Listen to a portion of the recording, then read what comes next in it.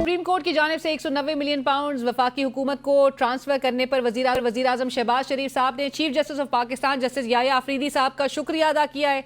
ये वही 190 million pound हैं जिसके हवाले से आपको याद होगा साबिक वजीर आजम इमरान खान साहब को भी हाल ही में सजा सुनाई गई है। ये रकम अब Danish institute of applied sciences के नाम से यूनिवर्सिटी बनाने पर खर्च किए जाएंगे। ये वजीर आजम साहब का एक पुराना विजन है। जब आपको याद होगा वो वजीर आला पंजाब थे तो सरकार के पैसों से रावलपिंडी में अपने नाम से मंसूब गवर्नमेंट मियां शहबाज शरीफ डिग्री कॉलेज खोल रखा था। मुस्लिम लीग नून की नायब सदर और वजीर आला पंजाब मरियम नवाज साहिबा आज पंजाब में बेसिक हेल्थ यूनिट्स को अपने नाम से मंसूब कर चुकी हैं। BHUs को अपने नाम से मंसूब करने पर यंग डॉक्टर्स एसोसिएशन की जानिब से वजीर आला पंजाब को न सिर्फ तनकीद का निशाना बनाया जा रहा है बल्कि डॉक्टर फैसल मसूद के साथ तज़हीक आमेज़ रवैये पर कल पंजाब भर में यंग डॉक्टर्स एसोसिएशन की जानिब से यौम सियाह मनाने का ऐलान किया गया है और ये बात अब मार्च तक भी जा सकती है।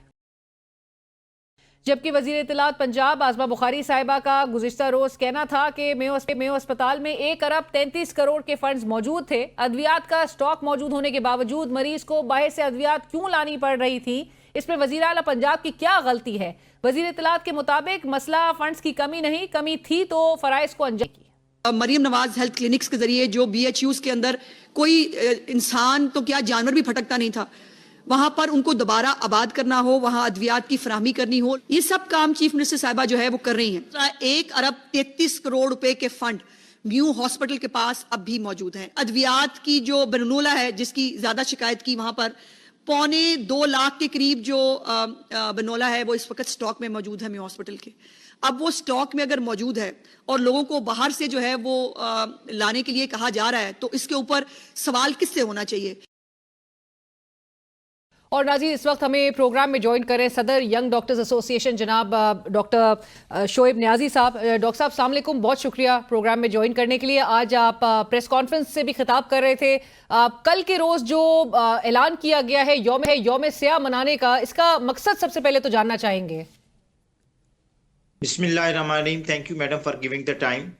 आज की जो प्रेस कॉन्फ्रेंस थी ये हमने तकरीबन 48 आवर्स के अल्टीमेटम के बाद की है। हम गवर्नमेंट ऑफ पंजाब को टाइम देना चाह रहे थे कि वो जो एक्शन कर रही है उसको विड्रॉ किया जाए।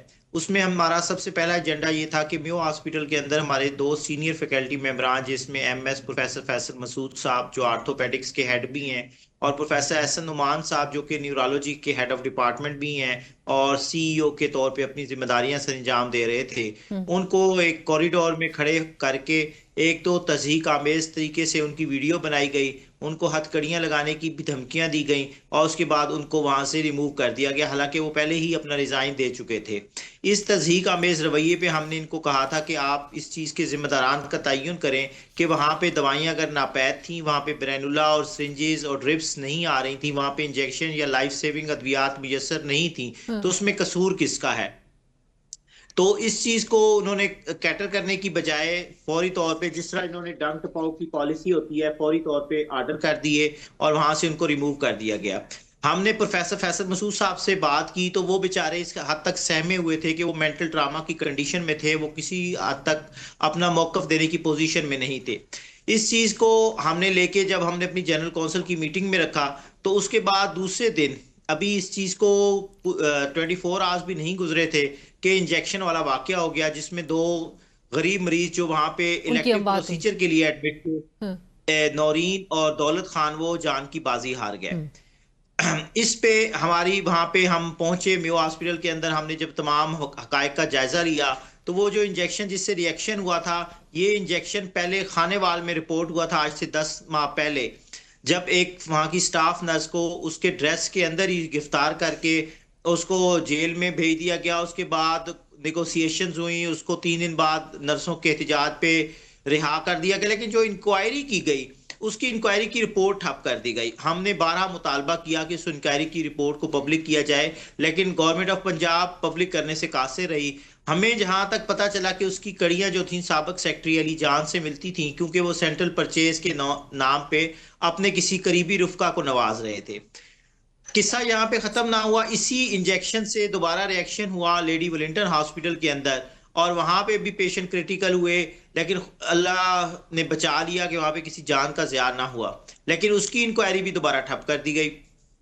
अब जो ये इंजेक्शन थे ये डीजी हेल्थ की तरफ से परचेज किए गए थे, और हमें जहां तक पता चला है कि ये सेंट्रल परचेज जो है वो सेक्रेटेरिएट की तरफ से होती है, इसमें हॉस्पिटल का कोई अमल दखल नहीं होता। अब जब इस चीज को कंफर्म कर लिया गया कि सेंट्रल परचेज से ये इंजेक्शन 3 वार्डों के अंदर जो मुयस्सर किए गए थे उनसे ये इलेक्शन रिपोर्ट हुआ है। अब इन्होंने कोशिश ये की कि एक, जिस तरह से आपको पता ही है कि कमेटियां बना दी जाती हैं और वो कमेटियों की जो भी रिपोर्ट होती है वो उनकी मर्जी से आती है। हमारा ये मुतालबा था कि जो हेल्थ के आला हुकाम हैं वो पहले स्टेप डाउन करें ताकि एक शफाफ इंक्वायरी हो।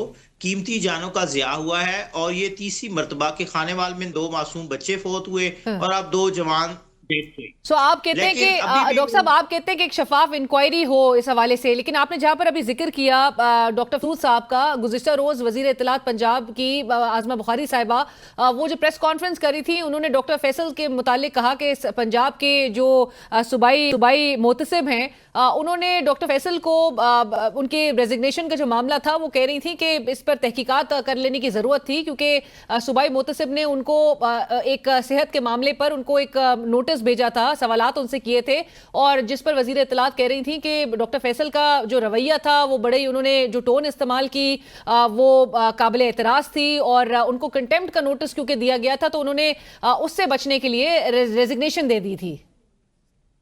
मैडम, उसमें हमेशा मामले को दूसरे तरीके से पेश किया जाता है। वो एक व्हाट्सएप का मैसेज था जिसका जवाब उन्होंने दिया था 3 अल्फाज के अंदर, जिसके बाद वो वहां पे भी कोई इंटरेस्ट का केस था, और उसके अंदर जब फैसल मसूद साहब ने अपना मौकफ दिया तो वो शायद सूबाई मोतसिब साहब को पसंद नहीं आया। वो हमें नहीं पता कि इस पे मोतसिब साहब का क्या रद्द अमल था। अलबत्ता वो सुलह करवा दी गई थी सेक्रेटरी अजमत महमूद की तरफ से। उन्होंने इस पे सुलह हो गई थी और उसके बाद ये उन्होंने रिजाइन पुट किया था कि मैं ये जिम्मेदारियां अदा करने से कासिर हूं। बेसिकली उनसे डीडीओ पावर ले ली गई थी, उनके पास कोई डीडीओ पावर नहीं थी, वो किसी भी बिल को साइन नहीं कर सकते। और अभी भी जो एमएस इन्होंने नए भर्ती किए हैं वो भी काम करने से इनकार कर रहे हैं कि मुझे डीडीओ पावर्स दी जाएं। डीडीओ पावर्स इन्होंने सीईओ के सुपुर्द की हुई है, और इन्होंने जो चीफ ऑपरेटिंग ऑफिसर लगाया होता है जिसको एमएस कहते हैं उसको डीडीओ पावर्स नहीं दी गई। तो उसको जब डीडीओ पावर्स ही नहीं है वो आपका जो फाइनेंस है वो यूज ही नहीं कर सकता। और जब मैडम वहां पे पहुंची हैं सीएम साहिबा, तो वहां पे ब्रेनुला तक अवेलेबल नहीं था और उस चीज को 12 चेक भी किया। आज़मा बुखारी साहिबा कह रही कमी थी तो फराइज को अंजाम देने के हवाले से मैडम इस बात को तोड़ मरोड़ के पेश किया जा रहा है। अब इन्होंने अगर पैसे फंड में मौजूद थे तो इन्होंने डॉक्टरों की तनख्वाहों के 34 करोड़ रुपए वहां पे क्यों दिए? अगर तो पैसे मौजूद थे तो उससे दवाइयां क्यों नहीं परचेज की गई? मैडम इस पे ऑडिट पैरा होता है, जिस काम के लिए फंड मुख्तस होके आता है वो उसी चीज के लिए यूज हो सकता है। एमएस के पास कोई अथॉरिटी नहीं होती कि वो सेक्रेटरी और मिनिस्टर की इजाजत के बगैर कोई चीज यूज कर सके।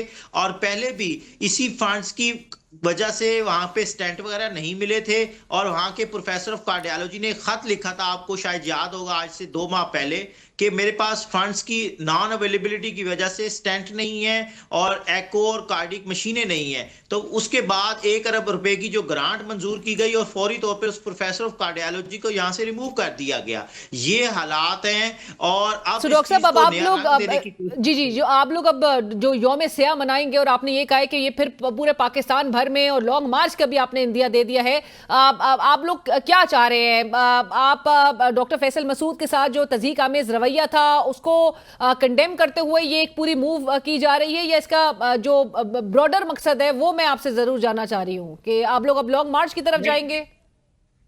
मैडम सबसे पहला जो इशू है वो प्रोफेसर फैसल मसूद नहीं, वो वाइट कोट की तजलील है कि आपने ये जो चौक चौराहे पे फांसी देने का रवाज कायम कर रहे हैं, इसका नतीजा ये आ रहा है कि ना सिर्फ पाकिस्तान बल्कि बैरून ममालिक जो डॉक्टर्स मौजूद हैं वो भी शदीद गम और गुस्से का इजहार कर रहे हैं, और डॉक्टरों में काफ़ी मायूसी पाई जाती है अपने फ्यूचर को लेके कि अगर बगैर कसूर के हम सुबह, और ये जो प्रोफेसर फैसल मसूद साहब सुबह 8 बजे आते थे और रात 10 बजे तक यहाँ पे मौजूद रहते थे, हालांकि उनका अपना एक क्लिनिक है, वो अपने पेशेंट देखते हैं, उनकी काफ़ी प्रैक्टिस है आउट ऑफ सिटी भी।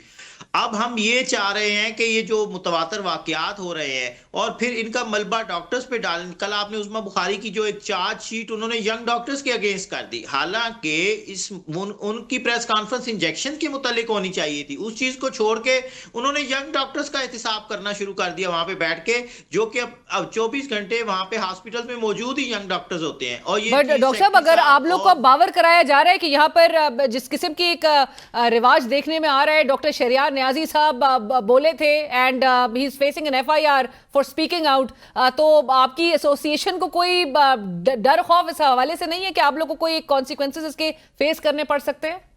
आप लोग BHUs को भी आप इस पूरे BHUs को आउटसोर्स करने के भी पूरे मूव को जो है वो उसके खिलाफ आप उस पर एतराज उठा रहे हैं, ऑल्दो कि वो भी मैं जरूर आपसे सवाल करना चाहूंगी, एतराज किस बात पे है डॉक्टर साहब? अगर फैसिलिटीज को थोड़ी हद तक बेहतर बनाने के हवाले से अगर ये आउटसोर्स करना चाह रहे हैं, अगेन इससे तो हेल्थ केयर में थोड़ी इंप्रूवमेंट हमें नजर आएगी।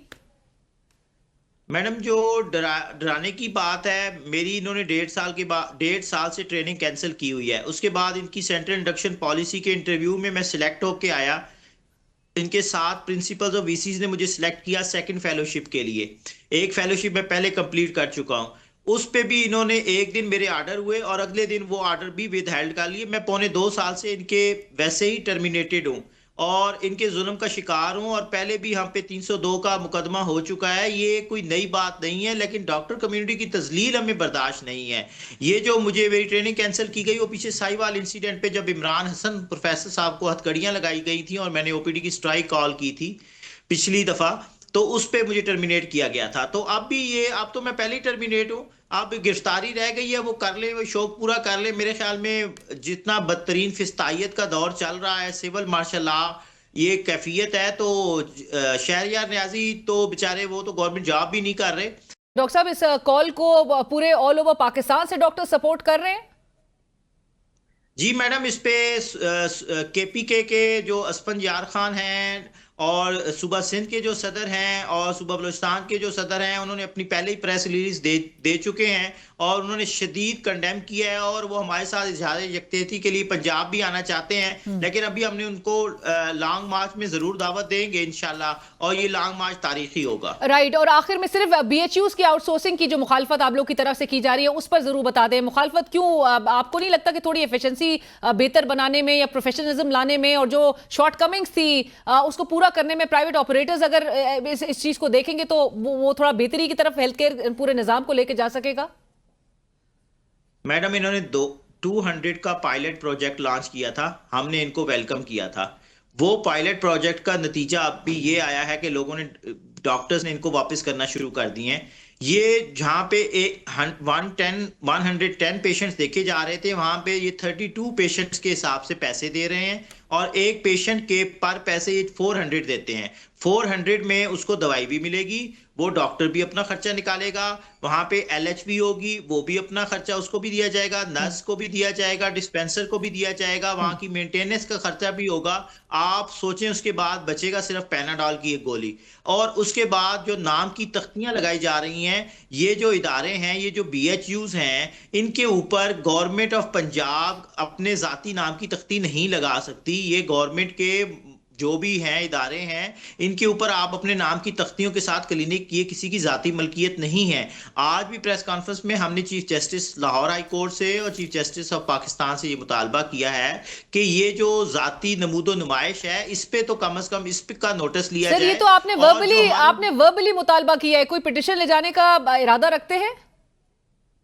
मैडम, हम लेटर लिख रहे हैं chief justice Lahore high court को भी और चीफ जस्टिस पाकिस्तान को भी। Right, thank you so much doctor Shoaib Niazi साहब, बहुत शुक्रिया आपके वक्त का। और इसी के साथ ही प्रोग्राम की टीम अलीना शिगरी को कल तक के लिए इजाजत दीजिए। अल्लाह हाफिज।